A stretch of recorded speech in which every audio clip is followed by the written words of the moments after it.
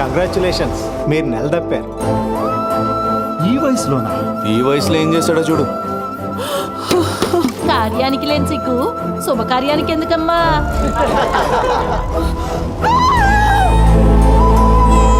ఇప్పుడు నువ్వు వచ్చేసావు కదా నాన్న, ఇక మీదట అంత బాగుంటుంది.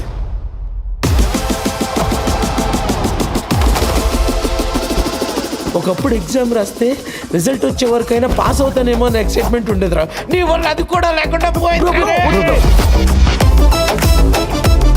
చూడు స్ఫూర్తి, నేనేమో పాస్ట్లో మిస్ అయిన మెమరీస్ చేసుకుంటే చాలా అనుకున్నవాడిని. నువ్వేమో రేపటి కోసం ఈ రోజు కష్టపడాలనుకున్న దాన్ని. ఏంటి అన్నిసార్లు ఫోన్ చేస్తున్నావు? నువ్వు అభి అభి అని పిలిస్తే వినాలనిపిస్తుంది. అభి అభి అభి అభి అభి తినడం కూడా తెలియదు కదా నాన్న నీకు. ఆయన ప్రేమకు దొరకనంత దూరంగా వెళ్ళిపోవాలి.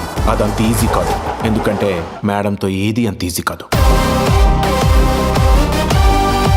మ్యామ్ మీరు ఒక 10 minutes టైం ఇస్తే నా కథ చెప్తాను.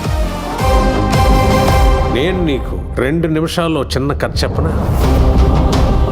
ఓ మామూలు మనిషి, ఒక కళ ఆశగా మిగిలిపోయిన కథ. ఈ ఊరు మీ బాబు జాగిరేం కాదు. Life is always fair to the unfair. కష్టం రానంత వరకు నీది అదృష్టం అంటారు. అదే కష్టం దాటితే సమర్థత అంటారు.